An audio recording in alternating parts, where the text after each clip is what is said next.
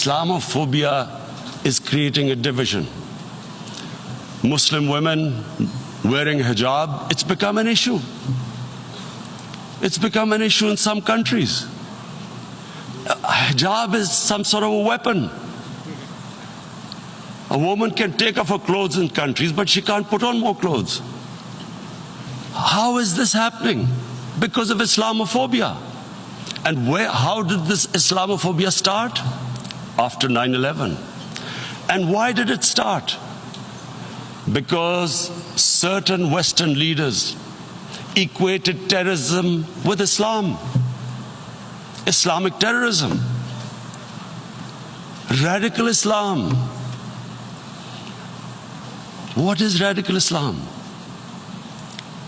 There is only one Islam, and that is the Islam we follow of Prophet Muhammad sallallahu alaihi wasallam. There is no other Islam.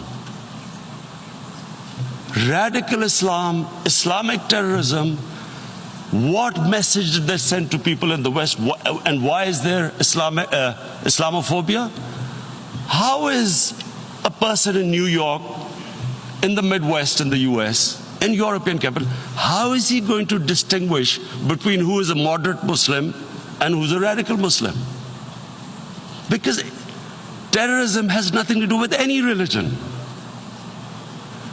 This Islamic terrorism, Islamic radicalism, and sadly used by leaders, this has been the main reason for this Islamophobia. And it has caused pain amongst Muslims. We in Muslim countries watch this Islamophobia traveling abroad, and it's getting worse. And may I just say, Mr. President, that in European countries, it is marginalizing Muslim communities. And we all know that marginalization leads to radicalization. Some of the people who ended up as militants in Syria and other places were from marginalized Muslim communities. And my point here is that we must address this issue. I'm sad to say that we Muslim leaders have not addressed this issue either. After 9/11, when this thing came about war against radical Islam, rather than Muslim leaders trying to explain to the West that there is no such thing as radical Islam, in all human communities, they are radicals, they are liberals and rest are moderate. All human communities, Christians, Jews, everyone has it. But Islam is not radical, neither Judaism, neither Christianity, neither Hinduism. No religion preaches radicalism.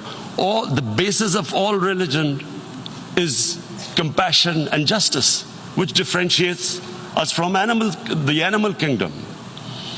But unfortunately, the Muslim leadership was so scared of being called radical Islam that all of them became moderates. In Pakistan, we